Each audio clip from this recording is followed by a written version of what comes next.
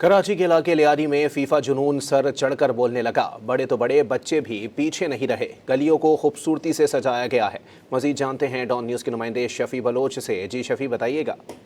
जैसे जैसे FIFA world cup आगे बढ़ता जा रहा है, फीफा के बुखार में भी से फुटबॉल क्रेज में जो है मजीद इजाफा देखने को मिल रहा है और हमें काफ़ी क्रेज नजर आ रहा है यहाँ पर बच्चों में। कुछ बच्चों से बात भी करते हैं वर्ल्ड कप से।